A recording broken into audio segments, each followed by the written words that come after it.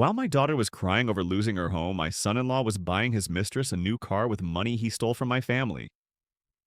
He bragged that the IRS would never catch him. He didn't need to worry about the IRS. He needed to worry about me. To understand how we got here, you have to understand Mark. When my daughter Sarah first brought him home, I'll admit, I was relieved. He was everything you'd want for your only child. He was tall, dressed impeccably, and had a smile that could disarm a hostile boardroom. He wasn't just charming, he was charismatic. He'd look you right in the eye, remember the name of your dog, and ask about that specific project you'd mentioned 4 months ago. He was an executive at some flashy new tech import-export firm, and he treated Sarah like she was the only person in the world. He'd open her car door, pull out her chair, and listen. I mean, really listen, when she talked about her day teaching second grade. They looked like the perfect couple, and for a while I believed they were. They had a beautiful, lavish wedding. I footed a big part of the bill, happy to do it. Seeing Sarah that happy, well, it felt like my job as a father was done. She was safe. She was loved. But even then at the reception, something felt off. It was a feeling I couldn't shake. If you're enjoying the story so far, do me a favor and hit that subscribe button. We post stories like this all the time, and you don't want to miss how this one ends. Now you need to know something about me. I'm not just a dad. For 35 years, I was a forensic auditor. I wasn't your average, boring tax guy. My job was to work with companies that were being ripped off from the inside. I was the guy they brought in when the CEO's numbers didn't match the flashy lifestyle, or when inventory kept vanishing. My entire career was built on one simple principle: people lie, but numbers don't. I could spot a doctored invoice from a mile away. I could smell a shell company in a casual conversation. And you don't just turn that off when you retire. It becomes part of who you are. So when Mark would join us for Sunday dinners and talk about his work, I'd listen, and my internal alarms would start to quietly hum. He'd throw around terms: leveraging assets, aggressive depreciation, offshore holding companies. It all sounded impressive, but the pieces didn't fit.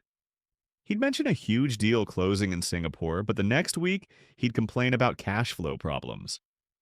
He'd drive up in a brand new Mercedes, supposedly a company car. But I once glimpsed a lease agreement in his glove box that was clearly under a personal name, and the interest rate was predatory. I tried to bring it up to Sarah, gently. Honey, I said one afternoon, Mark's business? It sounds complicated. Does he seem worried about all that debt he's leveraging? Sarah just laughed, the way you laugh at a parent who still doesn't know how to use streaming services. Oh, Dad, that's just how high-level finance works.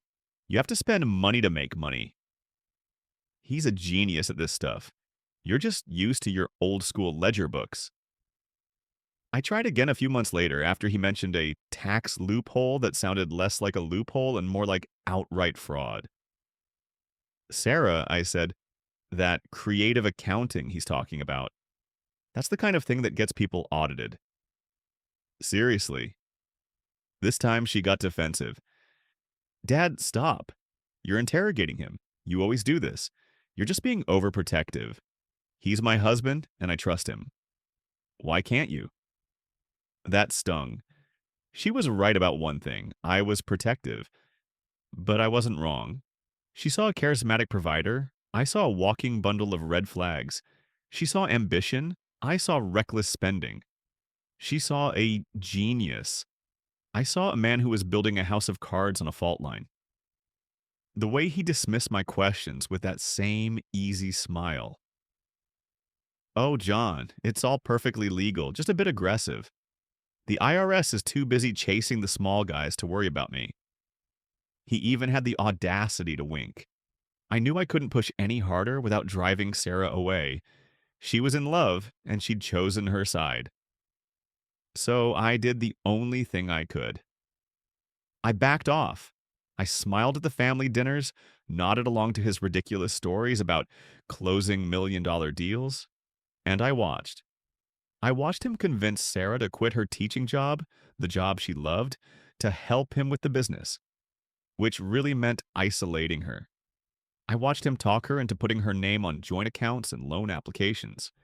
And in the privacy of my own home office, I started a new file. It wasn't an official audit. Not yet. It was just a collection of notes, dates, company names he'd mentioned, little inconsistencies. I told myself it was just to ease my own mind. But deep down, I think I knew. I was preparing for the day the whole thing would come crashing down. And I was terrified that when it did, my daughter would be buried underneath it. The call came 6 months later. It was just after 10 p.m. on a Tuesday. The phone ringing that late always floods your stomach with ice. When I saw it was Sarah, my first thought was a car accident. The truth was almost worse. Dad. She was crying. Not just crying, but that choked, gasping kind of sobbing that steals your breath. Dad, I need help. My blood ran cold. I sat up straight in my recliner. What is it? What's wrong? Are you hurt? No, I'm fine. It's Mark. There was a pause, and I heard her take a shaky breath. He just needs a little help. It's temporary. We need a loan. My internal alarms weren't just humming anymore. They were screaming. I kept my voice calm, the way I used to when I'd start an interview with a guilty CFO. A loan? For what? It's just a cash flow gap, she said, reciting the line he had clearly fed her. A big container of his electronics. It got held up at customs in Long Beach, and a big client, is late on a payment. He just needs to cover payroll and the lease on the warehouse. If he doesn't, he says we'll lose everything. I waited. How much, Sarah? She hesitated. I heard her whisper his name as if asking permission. Then she came back to the phone. $50,000. Dad, I know it's a lot, but he swears he'll pay it back by the end of the month, with interest. He's so stressed he hasn't slept in days. Please, Dad, I've never asked you for anything like this. $50,000. It wasn't nothing, but I had it. I'd worked my whole life, saved, invested. The money wasn't the point. The point was that the first crack in the dam was showing. The point was that he wasn't asking me himself. He was using my daughter as a human shield. But what could I do? If I said no, he would turn it against me. He'd tell her I was a cheap old man, that I wanted to see him fail, that I didn't trust her judgment. If I said yes, I was just throwing good money into a black hole. I chose my daughter. Okay, honey. Okay, don't cry. I'll take care of it. I'll transfer it to your joint account in the morning. The relief in her voice was heartbreaking. Oh, thank you, Dad. Thank you. You're a lifesaver. He'll be so relieved. Everything is going to be fine. I know, honey. I love you, I said. I love you too. We hung up. I sat in the dark for a long time. Everything was not going to be fine. I went into my home office, turned on my computer, and opened that secret file I had started. The notes phase was over. The investigation phase had just begun. I didn't sleep that night. I made a pot of coffee and sat at my desk. The $50,000 was my price of admission. Now I was going to see exactly what I had bought. I started with the basics, public records, the things any citizen can find if they know where to look. I started with his company, Apex Global Imports. I ran a search through the Secretary of State business portal. An entity with that name didn't exist. My heart hammered. I tried variations. Apex Imports. Apex Global. Finally, I found it. Apex Solutions, LLC. He had lied about the name. A small lie, but they always start small. I pulled the registration documents. The company wasn't 10 years old, as he'd claimed. It was registered exactly 18 months ago, right before he met Sarah. The registered agent was a generic legal service in Delaware. The business address wasn't a high-rise office or a warehouse. It was a UPS store P.O. box in a strip mall. This was bad. This was very bad. I kept digging. I ran his name, Mark Robert Anderson, through public court databases state by state. I started with California where they lived. Nothing. New York. Nothing. Then I tried Nevada, a place he'd joked about having a wild past in. Bingo. A string of civil judgments. Unpaid vendor, $15,000. Another one, $30,000. Eviction from a commercial property. And then the big one, a state tax line from 2 years ago for unpaid payroll taxes. He had run another company, Desert Tech Logistics, right into the ground. He had collected payroll taxes from his employees and just kept the money. That isn't just a business failure, that's a felony. He hadn't just had a rough patch. He was a serial fraudster. He'd burned his old identity and, with Sarah's help, had built a new one. I checked the dates. The final judgment against Desert Tech Logistics was filed just before he moved to California and met my daughter. The $50,000 he needed for the customs delay? I'd bet my life savings it was to pay off the last screaming creditor from his old life, someone who had tracked him down and threatened to expose him. I called Sarah a few days later just to check in. "Hey, honey, did that transfer go through all right?" "Oh, hi, Dad," she said. Her voice was thin, tired. "Yes, thank you. Mark was so grateful. He says things are already getting better."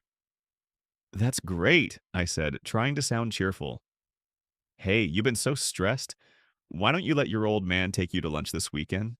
Just you and me." "My treat." She paused. "Oh, I can't, Dad. Mark needs me to help with the books. He says I'm a natural. Oh, we're restructuring the accounts. It's all very complicated." A cold dread washed over me.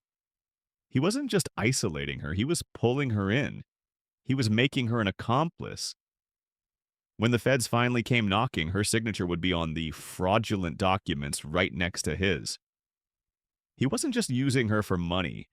He was using her as a shield, a scapegoat. I hung up the phone, my hand shaking. This was no longer about money. This was about saving my daughter's life. He thought he just scammed his father-in-law out of 50 grand. He had no idea he had just funded the beginning of his own destruction. When Sarah told me Mark had her helping with the books and restructuring accounts, the casual words hit me like a physical blow. In my world, restructuring is a word people use right before they're about to commit a crime or right after. He wasn't just isolating her, he was contaminating her. He was dipping her hands in the ink, ensuring that if he went down, he wouldn't go alone. I had to know exactly what she was signing. My first impulse was to confront her, to show her the public records, the Nevada tax lien, the P.O. box address. But I stopped myself. He had her. She was in love, and she was in deep. If I attacked him directly, she would see it as an attack on her. He would paint me as a bitter, controlling old man, and he would pull her even further away. I couldn't risk that. My investigation had to remain invisible. I needed to see those books. I decided to use the one thing he couldn't guard against, my role as the helpful, bumbling father-in-law. A week later, I called them. "Hey, kids," I said, my voice intentionally cheerful. "My old printer finally gave up the ghost. I know you've got that fancy all-in-one setup, Sarah. Mind if I come over and print out a few pages? Just some boring retirement forms." "Of course, Dad," she said. "Come on by. Mark's here. We're just working." Perfect. When I got to their house, the house my money had helped secure the down payment for, the atmosphere was thick with a strange, frantic energy. The dining room table where we used to have family meals was invisible. It was buried under stacks of paper, bank statements, invoices, and official-looking forms from the IRS. Mark greeted me with his usual blindingly white smile. "John, good to see you. We're just in the middle of a little spring cleaning." Looks more like tax season, I said, laughing it off. You have no idea, Sarah said. She looked exhausted. There were dark circles under her eyes, and her hair was pulled back in a messy bun. She was chain drinking coffee, and her hands had a slight tremor. This wasn't the excitement of a new business. This was pure, unadulterated stress. The printer's in the office, she said, gesturing down the hall. Great, let me just get this done and I'll be out of your hair. I walked into their small home office. As I fumbled with connecting my laptop to their network, I left the door open just a crack, listening. I heard Mark's voice, smooth and reassuring. Okay, babe, this is the last one. This is just the K-1 form for the new holding company. It's just a formality. It just moves our personal assets into a separate basket, so if the business ever gets sued, they can't touch our home. A holding company? I heard Sarah ask. I thought Apex was the company. Apex is the operations company, babe, he said, his voice laced with a patronizing sweetness that made my skin crawl. Viridian Holdings. That's the asset company. It's to protect us. It's what all the big guys do. I just need your signature here as a managing partner. I heard the scratch of a pen. My heart was beating so hard I was afraid they could hear it. Viridian Holdings. A new name, a new entity. And he had just made my daughter a managing partner of a company she had never even heard of until that second. I printed my decoy forms and walked back out. All set, I said. Thanks, kids. Hey, Sarah, you look exhausted. Are you sure you're okay? Mark answered for her. She's a rock star, just a little tired from building our empire. Right, babe? Sarah just nodded, not looking up from the paper she was shuffling. I'm fine, Dad. Just busy. I went home. My hands were shaking with a cold, clear rage. I wasn't just a father anymore. I was a hunter. I poured a stiff drink, sat at my computer, and typed in Viridian Holdings, LLC. This one he had been smarter about. He hadn't used Delaware. He'd used Wyoming. Wyoming is the American equivalent of a locked black box. They require almost no public information. But Mark was an amateur. He was flashy and he was sloppy. He was so busy building his house of cards, he didn't realize he was using transparent glue. I couldn't find his name, but I didn't need to. I had a better weapon. My experience. I didn't trace the company. I traced the money. I hired a private investigator. Not a cheap one, but the best. A guy I used to run into during my professional days. A man who could find a grain of sand in a desert. I didn't ask him to find dirt. I gave him a simple, corporate-sounding request. I'm considering a joint venture with Apex Solutions and its principal, Mark Anderson. I need a full financial workup, asset profile, credit history, the works. I also heard he might be affiliated with a Viridian Holdings. See if you can confirm. It took the PI 3 days. The report he emailed me was my Rosetta Stone. Apex Solutions, LLC was a ghost. It owned no property. It had no assets. It did, however, have a checking account, the one I had wired my $50,000 into. The report showed a pattern. Money would come into that account. From clients, from me, from... I shuddered to think new loans. And within 48 hours, it would be wired out. Where did it go? To a business bank account in Wyoming under the name Viridian Holdings, LLC. And who was the sole signatory on that account? Mark Anderson. But the worst part was the credit profile. Apex was clean. But in the last 3 months, since Sarah had quit her job, Mark had been on a spree. He had opened 3 new business credit cards and a line of credit totaling over $150,000. All of them were linked to Apex Solutions. All of them listed Sarah Anderson as a co-signer. The scheme was finally clear. It was a classic bust-out. He was using Apex with Sarah's name plastered all over it to rack up enormous unsecured debts. He was siphoning every penny of cash that came in, my money, the bank's money, and hiding it in his personal anonymous shell company, Viridian. He wasn't just isolating her. He was methodically, criminally, and soullessly building her a financial prison. When he finally pulled the plug, when he drained Viridian and vanished, the banks wouldn't go after him. They would go after the managing partner. They would go after her. He wasn't just going to leave her with nothing. He was going to leave her with less than nothing. He was going to leave her holding the bag for his entire criminal enterprise. I sat in my home office, the screen of my laptop glowing in the dark, and I felt a kind of cold, pure hatred I hadn't known I was capable of. The PI report was a map of my daughter's destruction. Sarah Anderson, co-signer. Sarah Anderson, managing partner.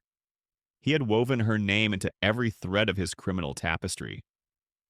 My first instinct, the gut reaction of a father, was to pick up the phone, call the police, call the IRS, call the FBI. I wanted to see him dragged out of that house in handcuffs. I wanted his smug, charming face plastered on the evening news. My hand was literally hovering over the phone. And then I stopped. I let my breath out, slow and steady. I forced myself to think like an auditor, not a father. What would happen, step by step, if I made that call? The feds would kick in the door. They'd seize every computer, every file, and they wouldn't just arrest Mark. They would arrest her. In the eyes of the law, she wasn't a victim. She was an accomplice. Her name was on the loan applications. Her signature was on the business formation documents. She was the managing partner of the shell company he used to launder the money. Mark hadn't just built a financial prison for her. He had built a legal one. If I sent in the cops, I wouldn't be saving her. I'd be turning the key and locking the door myself. She would be charged right alongside him. Her life would be ruined. I closed the laptop. My rage didn't vanish, but it cooled. It hardened. It turned from a wildfire into a block of dry ice. This wasn't a criminal matter. Not yet. This had to be handled differently. This was a civil matter. This was a divorce matter. And I was going to patiently, methodically, and silently handcraft the weapon that would set her free. So I became a ghost. This is the part of the story I'm not proud of. This is the part that still makes me feel dirty. But I would do it again in a heartbeat. I started a new routine, twice a week, Tuesday night after they'd taken their trash cans to the curb, and Friday morning before the sanitation truck arrived. I would drive my quiet sedan into their neighborhood, park a block away, and I would walk. I, a 65-year-old man who used to audit multi-million-dollar corporations, began digging through my daughter's garbage. The first time I did it, I nearly threw up right there on the sidewalk. I was wearing dark clothes and latex gloves, my heart pounding so loud I was sure the whole neighborhood could hear it. I felt like a criminal, a pervert. But the feeling of shame was instantly burned away by what I found. Mark was arrogant, he was flashy, and he was sloppy. He didn't shred, he just tossed. And I was there to collect. I found everything. In the first few weeks, I found the evidence of his personal betrayals. Receipts for jewelry from a high-end store I'd never seen Sarah wear.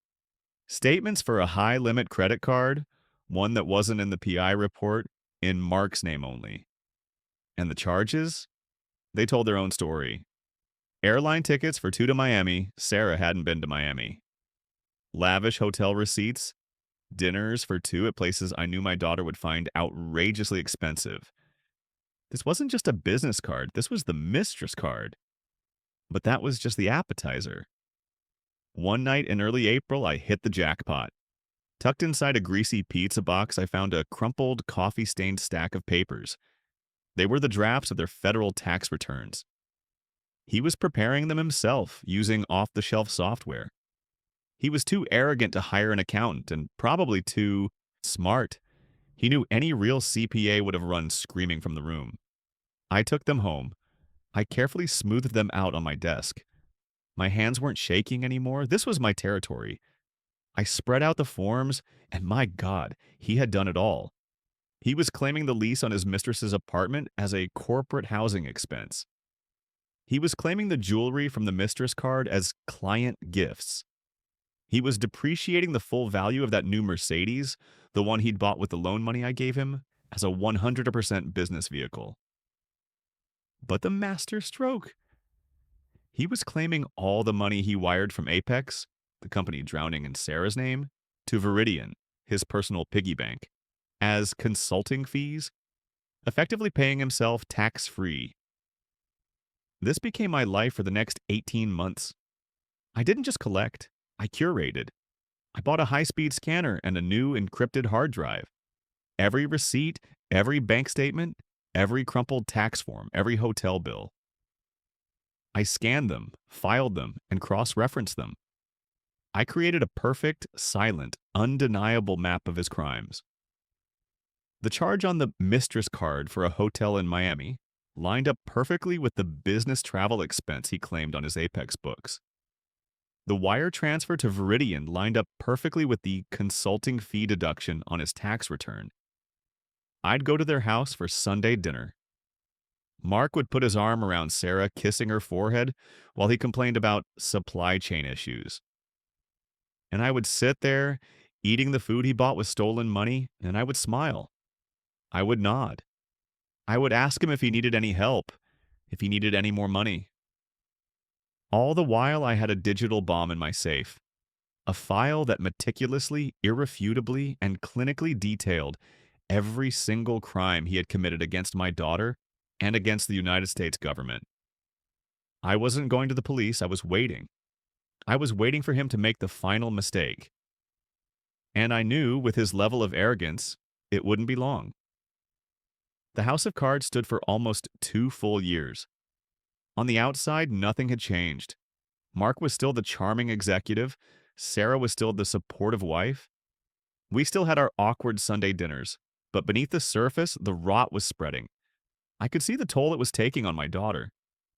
The stress of managing the books, and which I knew was just a tangle of lies, had stolen her spark. She was pale, thin, and she jumped at every ring of the phone, clearly terrified of creditors. Mark, on the other hand, had become even more arrogant. He felt untouchable. He had his system: siphon money from the company, blame the economy for the stress, and spend the stolen cash on his mistress. He was so confident, so wrapped up in his own genius that he got sloppy, and that sloppiness would be his undoing. The point of no return didn't come from my secret investigation. It came from a simple, stupid, arrogant mistake. I got a call from Sarah on a Friday afternoon. But this time she wasn't crying. Her voice was dead. It was a flat, cold, terrifyingly calm monotone. "Dad," she said, "can you come over? I need you to be here." "I'm on my way," I said, no questions asked. I broke 3 traffic laws getting to their house. I walked in using the key she'd given me. The house was silent. She was sitting at the dining room table, which was, as usual, covered in papers. But she was just staring at one single piece of paper. It was their joint bank statement. The one I had wired my money into. The one she used to pay their mortgage. "Sarah, what is it?" She didn't look up. She just pointed at a single line item. "I've been trying to figure out where all the money is going," she whispered. I've been tracking every penny because nothing adds up. We should have money. Mark says the business is booming, but the account, it's always empty." She tapped the paper. "I didn't recognize this charge." "The Rosewood Hotel." "It's $800 from last Saturday? I thought it was fraud. I thought someone had stolen our card number, so I called the hotel." I just stood there, my heart like a stone in my chest. I knew where this was going. "I asked them to confirm the charge," she continued, her voice still a dead whisper. And the woman on the phone, she was so cheerful. She said, "Oh yes, Mrs. Anderson. We hope you and Mr. Anderson enjoyed the romantic getaway package. The champagne and strawberries."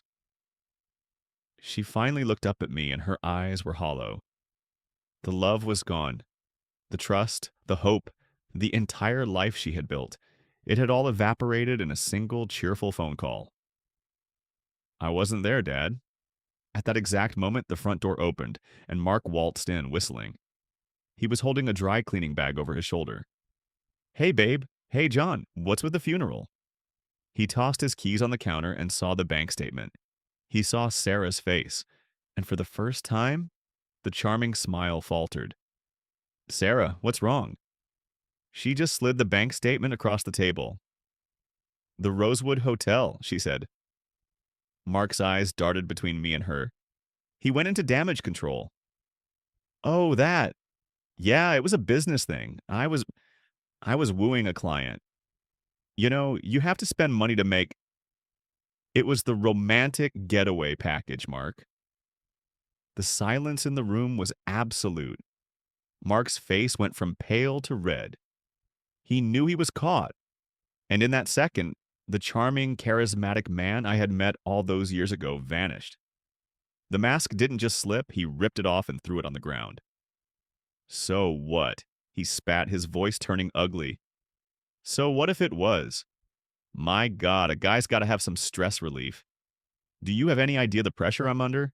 Trying to keep this family afloat while you sit here moping and questioning every damn receipt? You're not exactly fun to be around, Sarah. You're a black hole. It was the cruelty of it that sucked the air from my lungs. He was blaming her for the stress he was causing. I took a step toward him. You need to leave, I said, my voice low. Excuse me? Mark laughed, a sharp barking sound. This is my house, old man. It's her house, I said, my voice as cold as hers. Get out. Or what? You'll audit me? He sneered. I just looked at him. I didn't say a word. The look in my eyes must have been enough. He saw for the first time that I wasn't just Sarah's bumbling old dad. He hesitated, grabbed his keys, and pointed a finger at Sarah. Fine, you want to be miserable? Be miserable alone. But you'll come crawling back. You have nothing without me. He slammed the door so hard a picture fell off the wall. For a long minute, there was just silence. Then Sarah put her head in her hands and let out a single ragged sob. It wasn't a cry of sadness. It was a cry of release. She looked up at me, her eyes wet but fierce. The fog was gone, the love was gone, and in its place was a cold, hard clarity. Dad, she said, her voice shaking but firm, I'm filing for divorce. I want him ruined. I don't care what it takes. I want him to pay for what he's done. I nodded, my heart aching for her, but my mind was already moving. The bomb I had been building for 2 years, it was finally time to find a delivery system. He's right about one thing, I said softly. This isn't your house. Not really. He's put it all at risk, but don't you worry. I pulled out my phone and dialed a number. You're going to need a lawyer, and I know just the one. She's expensive, she's a shark, and I'm paying for it. The war had just begun, and Mark had no idea what was about to hit him. The lawyer I hired wasn't just a lawyer, she was a predator. Her name was Diane Price, and in the world of high-asset divorce, she was the person you hired when you wanted to leave the other side with nothing but their fillings. She wore $2,000 suits, her office overlooked the entire city, and she had the warm, comforting demeanor of a stainless steel scalpel. She was perfect. We sat in her pristine conference room, me, Sarah, and Diane. Sarah was still numb, but the fire I'd seen in her eyes was still there. She had brought the bank statement. It was the only piece of ammunition she thought she had. Diane listened, her face impassive, as Sarah told her everything. The books, the stress, the constant excuses, and finally the hotel receipt. When Sarah was finished, Diane leaned back in her high-backed leather chair. All right, Sarah, I'm going to be blunt. This is a bad situation. I know, Sarah said, her voice small. No, you don't, Diane said, her voice sharp but not unkind. You think you're divorcing a cheating husband? You're not. Based on what you've told me, you're divorcing a con artist. And the worst part? He's made you his partner. You said your name is on the business? That you're a managing partner? Sarah nodded. He said it was to protect us. He said that to protect himself, Diane countered. Right now, Sarah, you're not a victim. You're a co-conspirator. All that debt he's been racking up, the bank sees that as your debt. The moment he's served with divorce papers, he's going to vanish. He'll drain the accounts and he will leave you holding the bag for, well, God knows how much. Sarah's face went white. This was the exact fear I'd been living with. So, what do I do? He he told me I'd have nothing. He's right, Diane said. If we file for divorce today, you'll be financially ruined. You'll be lucky to escape with bankruptcy. He's played this very well. Sarah looked at me, her eyes filling with a new, fresh terror. This was it. This was the moment. I cleared my throat. Diane, I said, what if he wasn't just sloppy? What if he wasn't just a cheat? What if he's a criminal? And what if we could prove it? Irrefutably. Diane's head tilted just slightly. She looked at me, really looked at me, for the first time. Go on, John. You're not just a concerned father, are you? I'm a retired forensic auditor, I said. I reached down to my briefcase, the one I had been carrying for 2 years. I pulled out a single black encrypted hard drive. It was heavy like a block of lead. I slid it across the polished mahogany table. It made a solid, definitive sound in the quiet room. What's this? Diane asked. That, I said, is 2 years of my life. It's every bank statement. It's every credit card receipt. It's every wire transfer from Apex to his shell company, Viridian.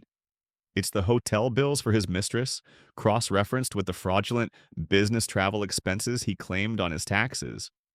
It's the lease for her apartment, which he's claiming as corporate housing. It's a complete, itemized, cross-referenced map of his fraud from day one. Sarah was staring at the hard drive, then at me. Dad, what? How? I've been digging through your trash, honey, I said, my voice thick with an apology I'd held in for years. I've been watching him. I knew. I'm so sorry. I knew. Diane plugged the drive into her laptop. Her perfectly manicured fingers flew across the keyboard.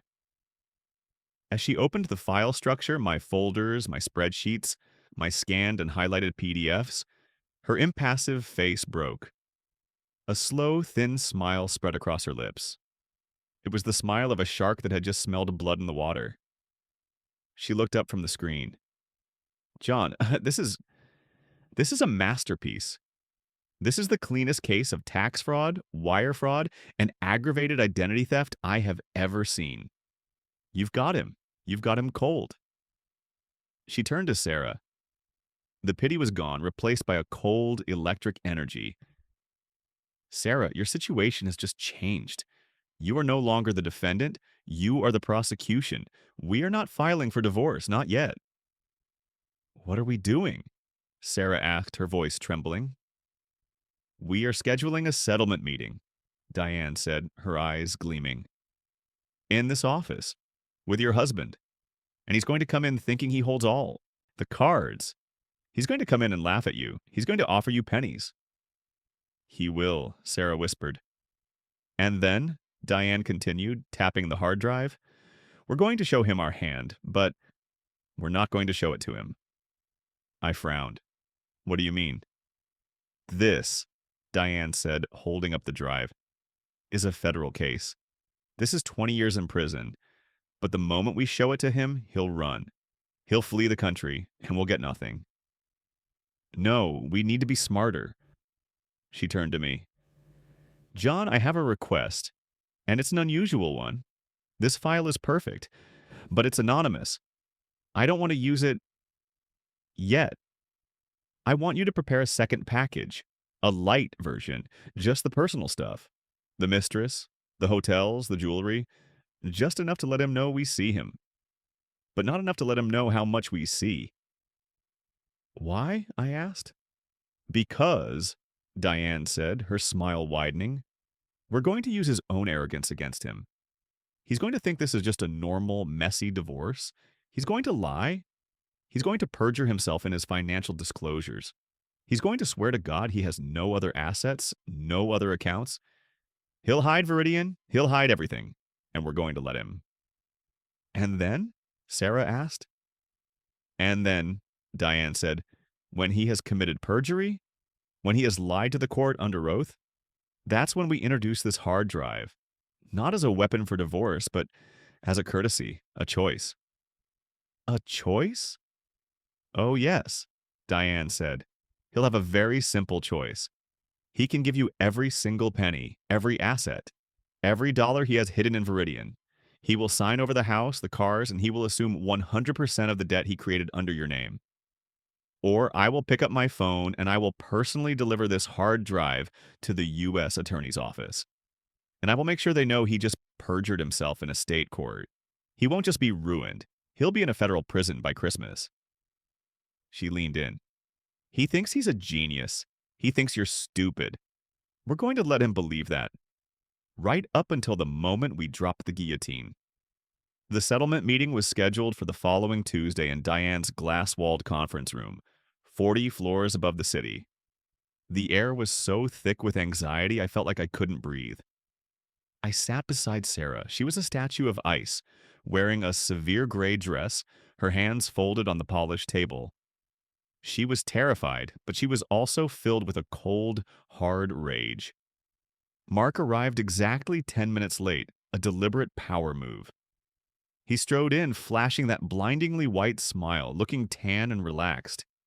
He was wearing a suit that cost more than my first car. He wasn't just confident, he was gleeful. This wasn't a divorce proceeding. To him, this was a victory lap. He'd brought a bargain bin lawyer with him, a man who looked stressed and unprepared, his papers already disorganized. Diane, Sarah, Mark said, sitting down and spreading his arms wide. Let's try to make this quick. I have a lunch meeting at 1. Diane Price in her home territory was terrifying. She was the shark, and he had just jumped into her tank. Thank you for coming, Mark, she said, her voice smooth as silk. We have received your preliminary financial disclosure. Mark's lawyer fumbled with his briefcase. As you can see, my client's company, Apex Solutions, is carrying significant debt due to the market downturn.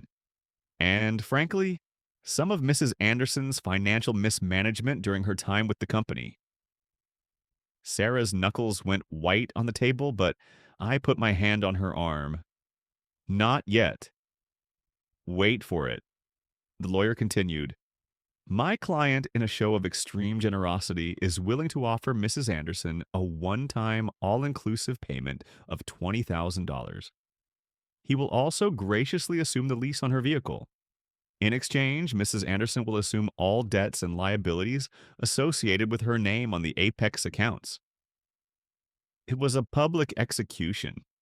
He wasn't just divorcing her. He was trying to make her pay him for the privilege, saddling her with the $500,000 in debt he'd created. Diane didn't even blink. She slid a single piece of paper across the table. It was his disclosure, the one he had signed.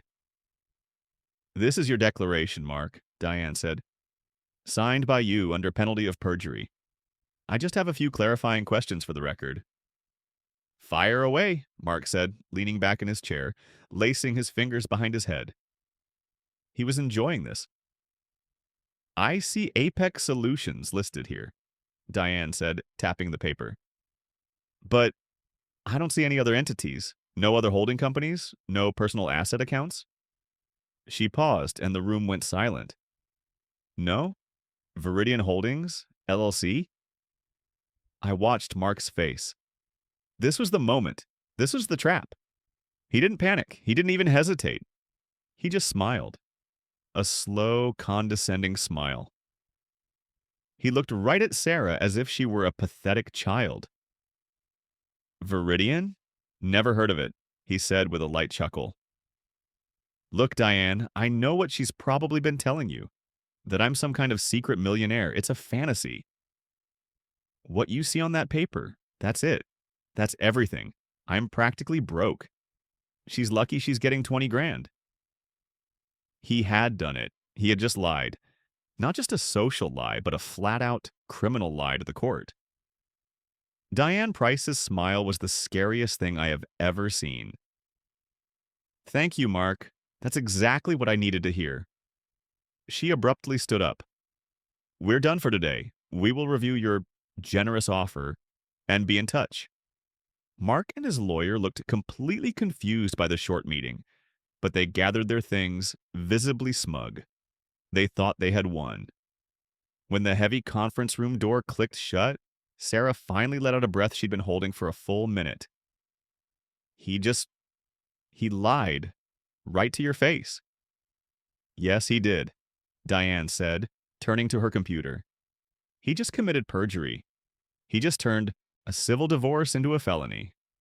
Now the trap is set. It's time to spring it." The second meeting was set for a week later. Diane told us this was standard procedure. Mark, however, clearly thought we were crawling back to negotiate his $20,000 offer. He entered the conference room with a smirk, not even bothering to sit down right away. He walked over to the window, looking down at the city, his back to us. "So," he said, turning around, his voice dripping with condescension. "Have we decided to be reasonable? I have to tell you, my offer expires today. Take it, or you get nothing." His lawyer looked nervous, shuffling papers. He knew something was off. Diane Price remained seated, a picture of calm. "We're rejecting your offer of $20,000, Mark." Mark laughed. "Rejecting? On what grounds?" "You have no grounds. I'm being generous." "You're right," Diane said, her voice quiet. "We don't have grounds for a standard divorce. We have grounds for something else entirely." She gestured to the large monitor on the wall, which had been off. She pressed a button on her keyboard. The screen flickered to life. On the screen was a simple flow chart.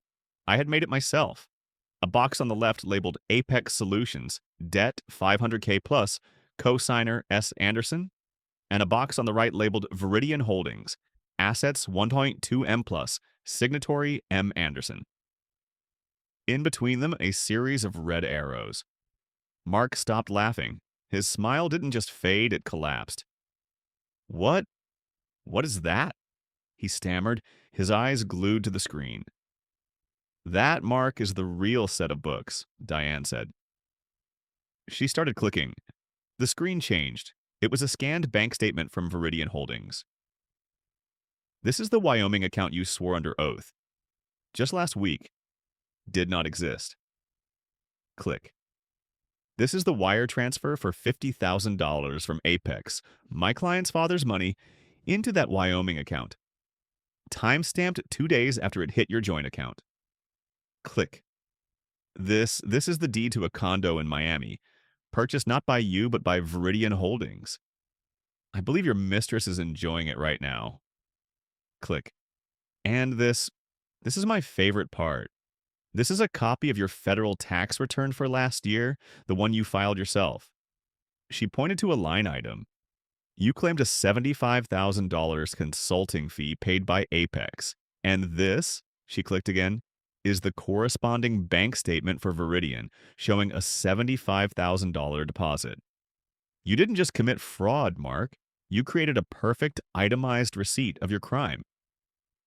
Mark was no longer tan. He was a pasty, sickly gray. He was breathing heavily. He looked from the screen to Diane to me, and finally, to Sarah. The arrogance was gone.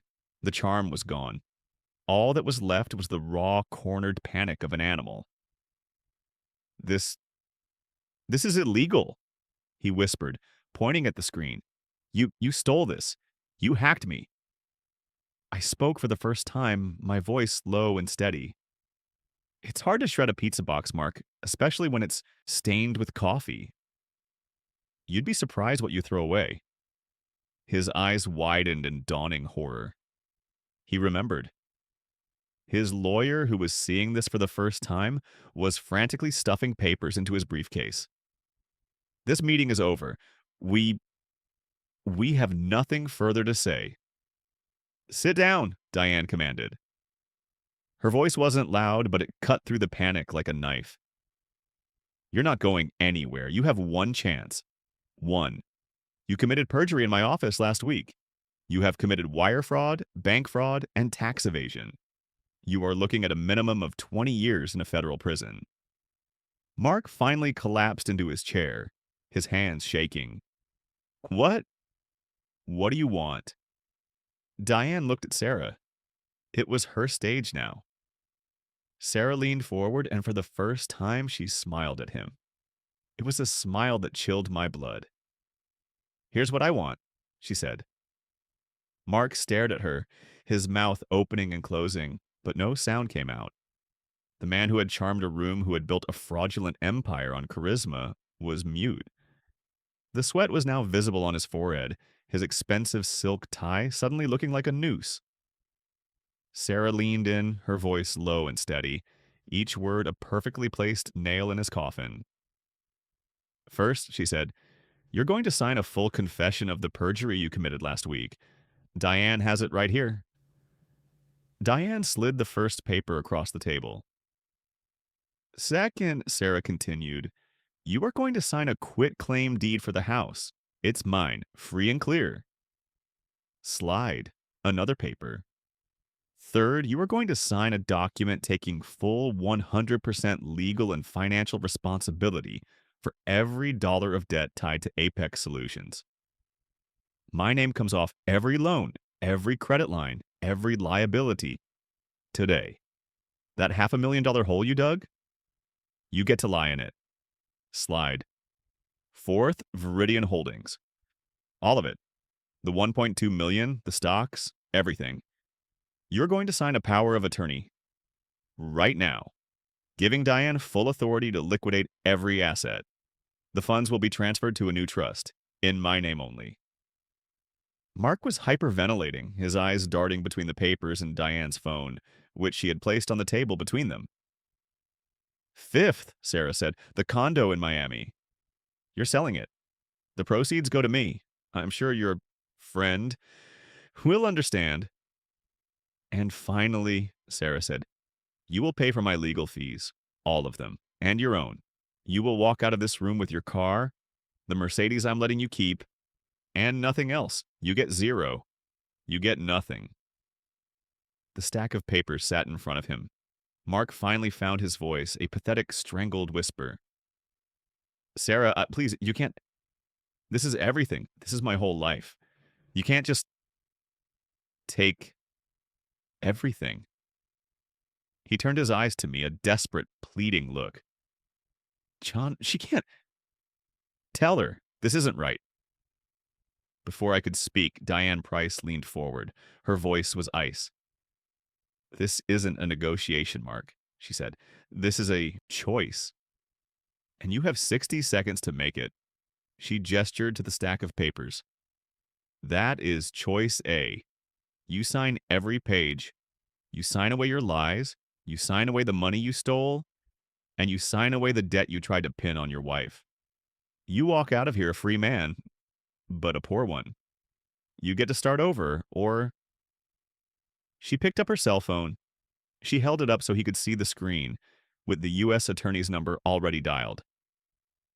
This is choice B. I press call. I send him the hard drive. I tell him you just confessed to perjury.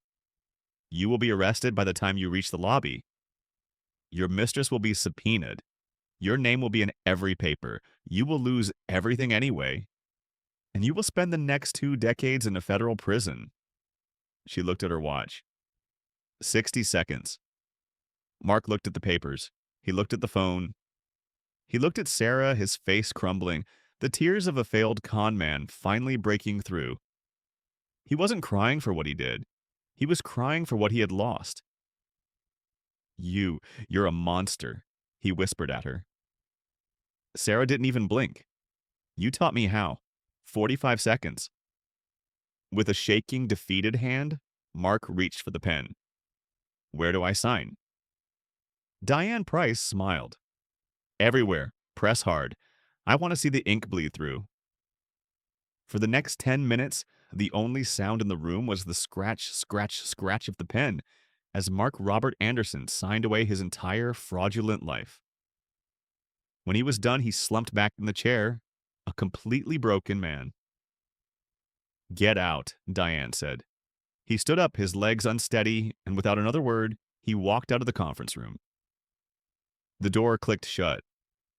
Sarah let out a long, shuddering breath. It was over. She was free. We sat there in that glass tower in the silence for a long time. The only sound was the distant city traffic 40 floors below. Sarah didn't cry. She just sat. It was the first time in years I had seen her shoulders truly relax. She was free. The weight of the debt, the stress, the gaslighting. It had all been lifted in the scratch of a pen. That day, Sarah and I went to lunch. Not at a fancy place, just the small diner near my house we used to go to when she was a kid. She was quiet. She ate a full meal. Halfway through, she put down her fork, looked at me and said, "How long did you know?" I looked into her eyes. I didn't tell her about the garbage. I didn't tell her about the sleepless nights or the private investigator. Some things a father just does. I knew something was wrong from the start, I said. Auditor's gut, I guess. She reached across the table and put her hand on mine. "Thank you, Dad. You saved my life." "You saved your own life, honey," I told her. "You were the one brave enough to make the call." The weeks that followed were efficient. Diane Price was a whirlwind. She liquidated every asset in the Viridian account before Mark's check had even cleared. The Miami condo was sold in a week. Trudy, her word, she transferred all the Apex debts solely into his name, using his signed confession as a legal hammer. Sarah walked away with a clean slate and a financial cushion that meant she would never have to depend on anyone ever again. And me? I never told her the full story. I never told her about climbing into her dumpster in the dead of night.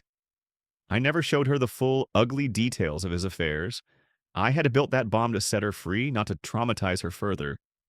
I took the encrypted hard drive, the original, the masterpiece of Mark's self-destruction, and I destroyed it. My audit was closed. It's been a year now. Sarah is back in school, getting her master's in education. She's going to be a principal one day. She's even started dating a nice, wonderfully boring high school history teacher who seems to think I'm the most interesting man in the world because I know how to fix a lawnmower. The color is back in her cheeks. Her laugh. God, it's good to hear her laugh again. She's strong, she's happy, and she is building a life on her own terms. As for Mark, I hear whispers. He lost the Mercedes. He's drowning in the debt he created. He's working some low-level sales job, living in a studio apartment, and from what I hear, the IRS finally caught up with him about those tax returns. Turns out, when you default on that many business loans, it sends up a lot of red flags. I just quietly made sure the right auditors got a copy of his old, perjured financial disclosure. I sit on my porch now, drinking my coffee. I'm just a retired old man, a father. But sometimes I think about the choice I made. I could have gone to the police. I could have had him arrested on day one. But that would have dragged Sarah through a public, criminal hell. I chose to wait. I chose to use his own greed and arrogance as the weapon. I played the long game. And that brings me to you. Did I do the right thing?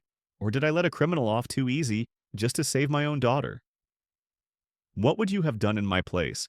Let me know your thoughts in the comments below, and if you enjoyed this story and don't want to miss the next one, do me a favor and hit that subscribe button, give this video a like, and share it with someone who knows that sometimes the best revenge is served on a balance sheet. Thanks for listening.